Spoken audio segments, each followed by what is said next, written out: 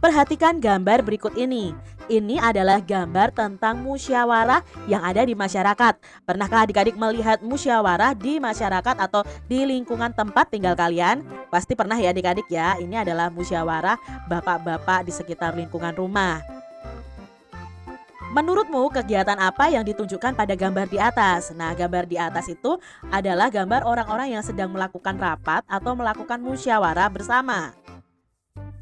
Apa yang harus dilakukan oleh seorang pemimpin? Pasti di dalam rapat atau musyawarah tadi ada seorang pemimpin. Apa yang seharusnya dilakukan? Nah, yang seharusnya dilakukan oleh pemimpin itu mampu memimpin jalannya rapat atau musyawarah dengan baik, mampu mengorganisasikan kegiatan rapat atau musyawarahnya, menampung pendapat dari anggotanya, bisa mengatur kegiatan rapat atau musyawarah tersebut, mampu mengelola dengan baik bila ada konflik antara anggotanya, lalu bisa mengambil keputusan serta mampu memecahkan masalah. Itu yang harus dimiliki oleh seorang pemimpin dalam setiap rapat atau saat bermusyawarah.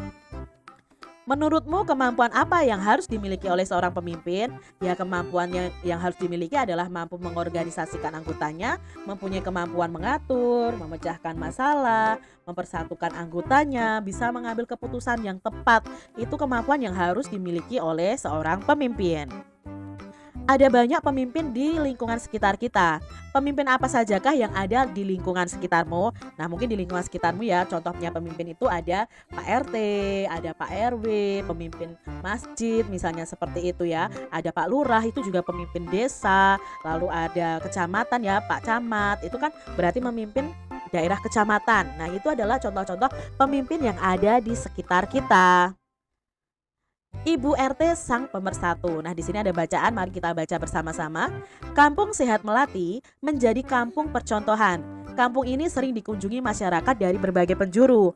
Lingkungan yang bersih, warga yang sehat, dan warga yang kreatif sering diliput berbagai media untuk dijadikan panutan masyarakat. Tidak seperti lazimnya permukiman lainnya, warga Kampung Sehat Melati mendaulat seorang ibu sebagai ketua RT. Ia adalah Ibu Rika, seorang guru sekolah dasar yang ramah, bersahaja, dan juga berwibawa. Bagi warga, Ibu Rika ini adalah pengayom yang selalu dapat mereka datangi untuk mencari solusi dari berbagai masalah.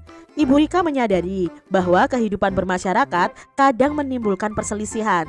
Perselisihan karena adanya perbedaan nilai-nilai antar anggota masyarakat. Oleh karena itu, Ibu Rika ini berinisiatif untuk memperbanyak kegiatan yang melibatkan seluruh warga. Ada senam sehat bersama misalnya, bukan hanya sekedar ingin mewujudkan masyarakat sehat, tapi juga bertujuan untuk mempererat hubungan antar warga. Setelah senam, warga berkumpul di lapangan. Mereka membawa makanan kecil untuk dinikmati bersama sambil bertukar cerita. Nah, Ibu Erika ini juga mengajak warga mempraktikkan pengolahan sampah mandiri. Untuk memotivasi warga, Ibu Rika ini ikut bekerja membersihkan lingkungan dalam setiap kegiatan kerja bakti. Ibu Erika berencana mendirikan pos pelayanan terpadu atau pos Yandu adik-adik. Ketika memaparkan rencananya di hadapan seluruh warga, ia menyampaikan ajakannya. Nah, di sini ada pidato dari Ibu Erika.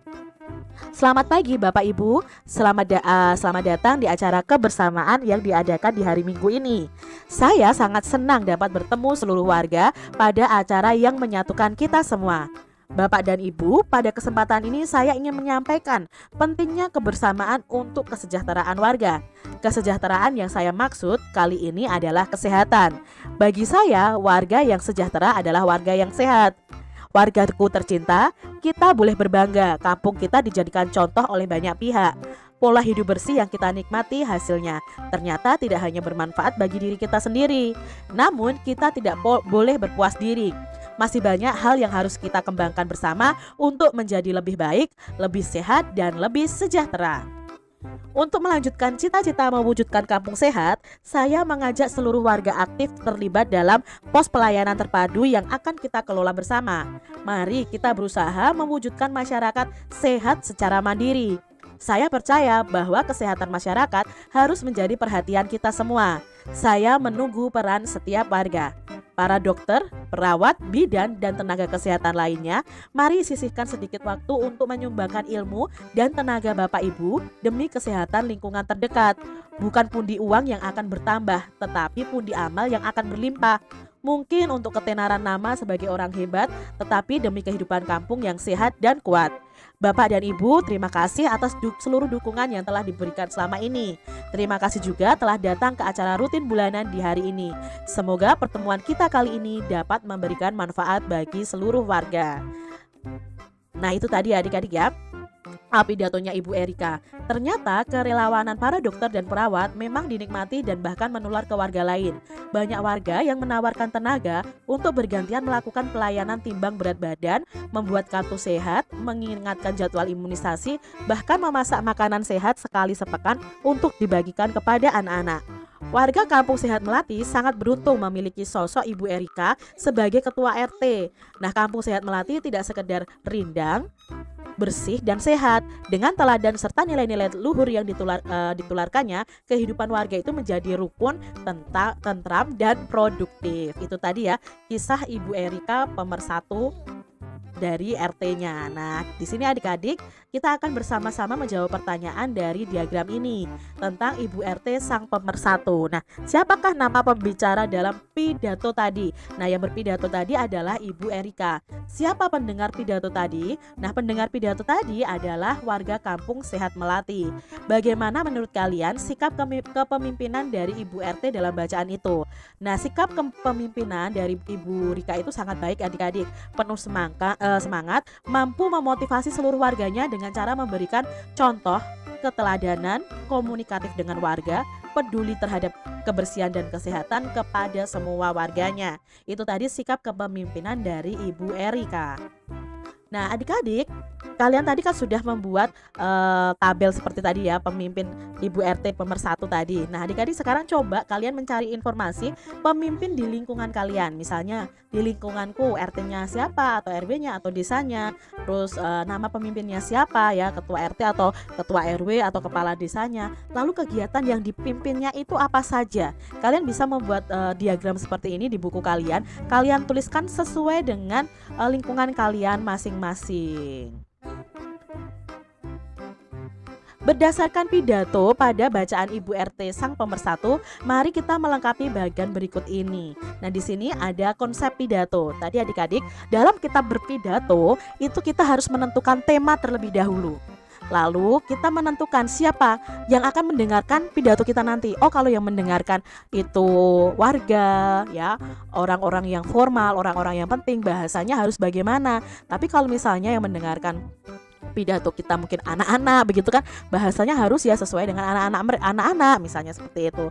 Lalu konsep pidato itu juga harus ada tempatnya. Lalu urutan pidato itu apa saja? Kan biasanya urutan pidato itu ada pembukaan, isi dan penutup. Nah, contohnya dari bacaan tadi temanya adalah tentang rencana mendirikan posyandu. Tadi kan Ibu Erika rencananya mendirikan posyandu. Pembicaranya siapa? Oh, pembicaranya Ibu Erika. Pendengarnya adalah warga Kampung Sehat Melati.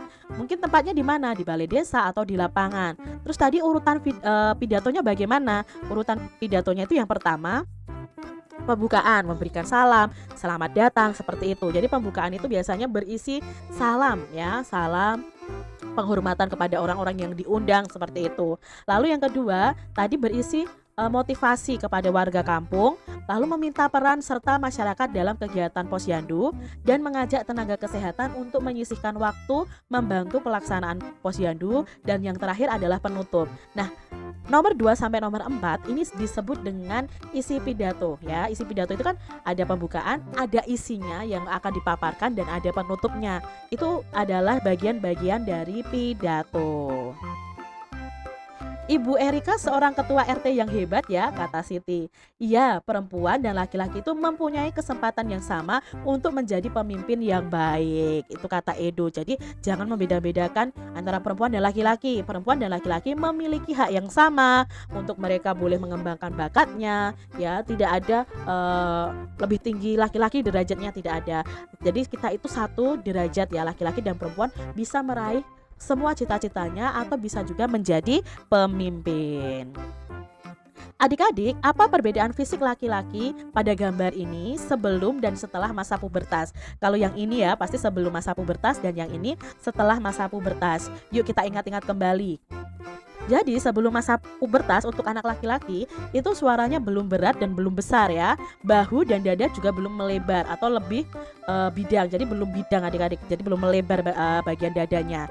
Belum tumbuh jakun pada leher, belum tumbuh kumis, jambang dan jenggot. Belum tumbuh juga rambut-rambut di ketiak maupun di alat kelamin. Itu yang sebelum masa pubertas. Nah, setelah memasuki masa pubertas itu suaranya lebih berat dan besar.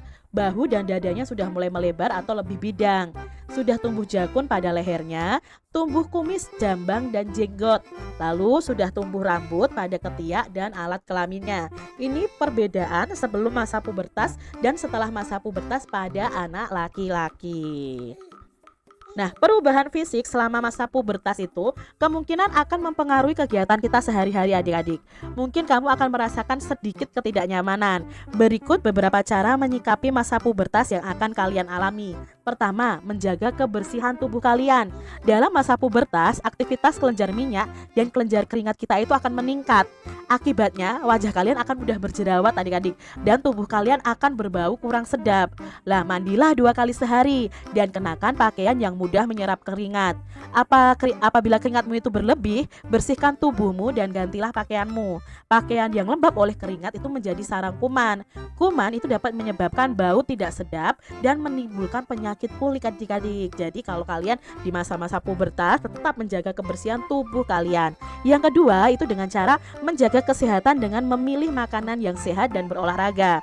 Makanan itu diperlukan untuk pertumbuhan badan. Pilihlah makanan yang berasal dari bahan-bahan yang segar dan diolah dengan cara yang sehat. Misalnya tanpa pengawet, pemanis buatan atau penyedap rasa. Perbanyak juga minum air putih adik-adik untuk menggantikan cairan tubuh yang keluar berupa keringat. Itu cara yang kedua menyikapi pubertas. Cara yang ketiga, hati-hati dalam bergaul dengan lawan jenis. Nah, pada masa puber ini, organ reproduksi kalian itu telah aktif adik-adik. Oleh karena itu, sebaiknya kalian tuh bergaul dengan lawan jenis itu dalam batas yang wajar. Hindari berdua-duaan antara laki-laki dan perempuan. Ya adik-adik ya, karena kalian itu di masa pubertas reproduksi kalian sudah aktif organ reproduksinya. Yang wanita sudah menstruasi, yang laki-laki pun juga sudah siap organ reproduksinya. Jadi jangan sampai kalian itu terlalu dekat dengan lawan jenis atau bahkan berdua-duaan dengan lawan jenis ya, mungkin di tempat yang sepi dan sebagainya. Itu kalian harus hindari. Yang keempat, memilih bacaan dan tontonan yang sesuai umur. Saat ini akses untuk bacaan dan tontonan dengan mudah dapat kita peroleh di YouTube, di Google dan lain sebagainya. Namun adik-adik, pilihlah bacaan dan tontonan yang baik, menambah wawasan dan sesuai umur kalian. Hindari bacaan atau tontonan dari orang dewasa. Yang kelima, rajin beribadah sesuai agama kalian masing-masing. Karena dengan rajin ibadah, kita itu mendekatkan diri kita kepada Tuhan. Kita akan mematuhi aturan agama untuk berperilaku dan berbuat sesuai tuntunan agama. Itu tadi cara menghadapi masa-masa pubertas ya adik-adik ya.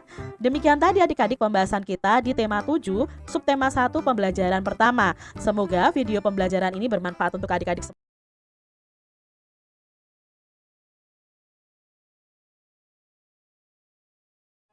Tadi malam aku menonton pertunjukan orkestra di televisi. Aku terkesan dengan dirijen yang memimpin orkestra itu. Kenapa?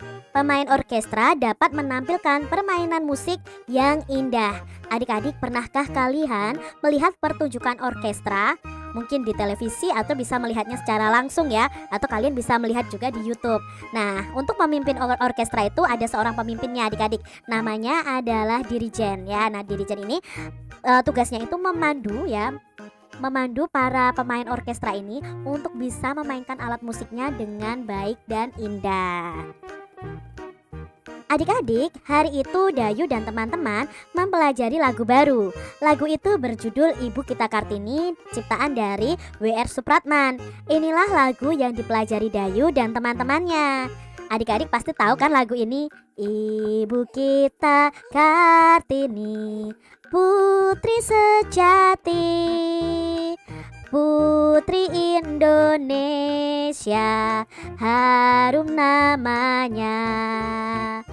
Ibu Kita Kartini, pendekar bangsa, pendekar kaumnya untuk merdeka. Wahai Ibu kita Kartini, putri yang mulia, sungguh besar cita-citanya bagi Indonesia. Coba ya adik-adik kalian berlatih lagu Ibu Kita Kartini ini. Mungkin bisa diiringi dengan musik ya, alat musik seperti gitar atau pianika atau keyboard atau organ ya. Kalian bisa menyanyikannya bersama dengan teman-teman kalian. Nah adik-adik, pada saat mereka menyanyikan lagu, setelah mereka menyanyikan lagu Ibu Kita Kartini tadi, ada seorang temannya yang membacakan pidato, memberikan pidato tentang Ibu Kartini. Yuk kita baca pidatonya. Assalamualaikum warahmatullahi wabarakatuh. Yang saya hormati teman-teman dan para hadirin semua. Hari ini merupakan hari yang bersejarah bagi kita semua. Tanggal 21 April adalah momen yang harus selalu kita syukuri. Kita mengenang perjuangan seorang pahlawan di masa lalu yang berusaha menjadikan perempuan mempunyai hak yang sama dengan kaum laki-laki. Puji syukur, marilah senantiasa kita ucapkan kepada Tuhan Yang Maha Esa atas segala karunia dan kesehatan, sehingga kita masih dapat memperingati dan memaknai peringatan Hari Kartini tahun ini. Kita semua tahu bahwa sosok R.A. Kartini memang sosok yang sangat mulia dengan kesabaran dan keteguhannya berjuang untuk harkat kaum wanita dan pendidikan Indonesia. Semangat dan ketekunan Ibu Kartini akhirnya membuahkan hasil.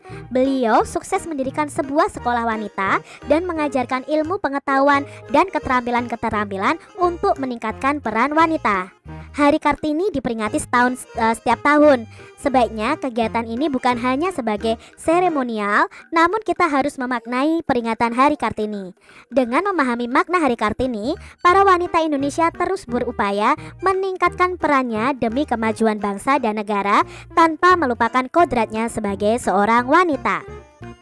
Semoga dengan peringatan ini akan muncul Kartini-Kartini generasi baru untuk terus berjuang, baik sebagai pejuang hak wanita maupun sebagai pondasi penting dalam kemajuan negara Indonesia di berbagai aspek.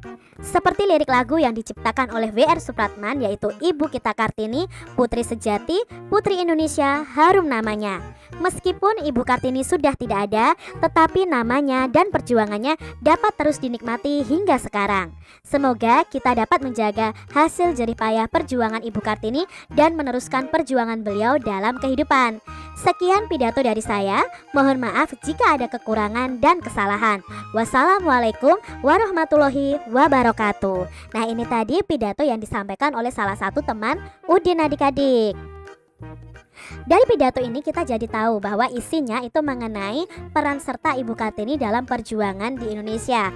Ibu Kita Kartini itu pahlawan emansipasi wanita karena dia itu berjuang untuk membuat wanita itu harkat dan martabatnya itu sama dengan laki-laki. Nah, di sini adik-adik kita akan lebih jauh mempelajari tentang pidato. Nah, identifikasi info-info berdasarkan pidato itu.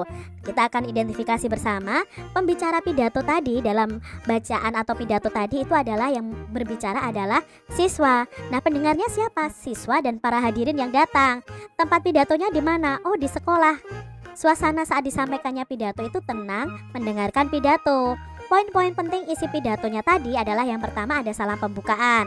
Lalu yang kedua ada pendahuluan, menyampaikan tentang sejarah tanggal 21 April ya, memperingati Hari Ibu Kita Kartini.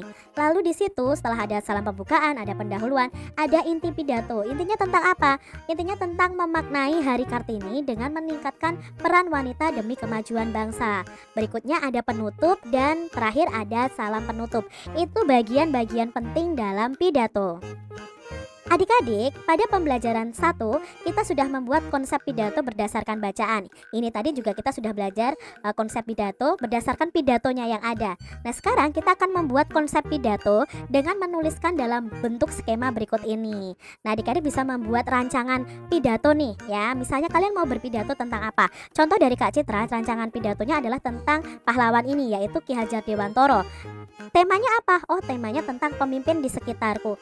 Judul pidatonya pidatonya apa? Oh, judul pidatonya adalah Meneladani Ki Hajar Dewantoro. Lalu poin-poin penting isi pidatonya apa?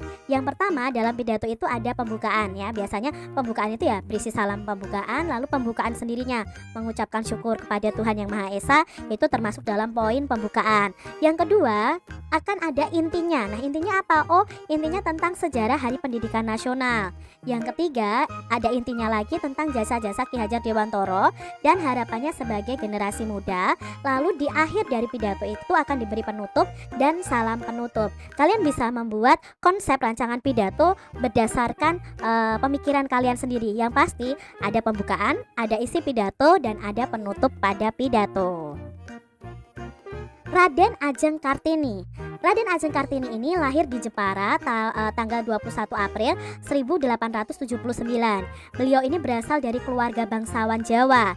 Kartini putri dari pasangan Raden Mas Adipati Aryo Sosroningrat dan M.A. Ngasirah. Beliau merupakan anak kelima dari 11 bersaudara. Kartini kecil berbeda dengan anak-anak perempuan di kampungnya. Ia mendapatkan kesempatan mengenyam pendidikan di sekolah yang bagus adik-adik. Kartini menempuh pendidikan di ELS ya, Europe Leger School, hingga usianya 12 tahun. Setelah itu ia dipingit di rumah, sesuai tradisi Jawa pada masa itu. Selama sekolah di ELS, Kartini ini belajar bahasa Belanda adik-adik. Karena bisa berbahasa Belanda, Kartini ini sering berkirim surat kepada teman-temannya di Belanda. Beberapa temannya yaitu Rosa Abed Danon dan Estel atau Stella Zihandiler ya. Nah, Kak Citra mungkin salah bacanya atau bagaimana ya.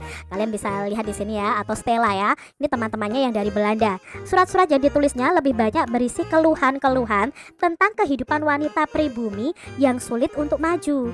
Kebiasaan wanita harus dipingit dan tidak bebas menuntut ilmu diungkapkan dalam surat-surat Kartini ini. Jadi zaman dahulu seorang wanita itu tidak boleh sekolah adik-adik. Mereka itu ya hanya di rumah mengerjakan bagian dapur seperti itu. Menurut Kartini, perempuan itu harus memperoleh kebebasan dan kesetaraan baik dalam kehidupan maupun di mata hukum. Kartini ingin melanjutkan sekolah ke Jakarta atau ke Belanda, tetapi orang tuanya tidak mengizinkannya adik-adik. Meskipun demikian, orang tuanya tidak melarangnya untuk menjadi seorang guru. Kartini pun mengajar anak-anak perempuan di sekitar rumahnya di Jepara. Pada usia 24 tahun, Kartini ini dinikahkan dengan KRM Adipati Aryo Singgih Joyo Adiningrat.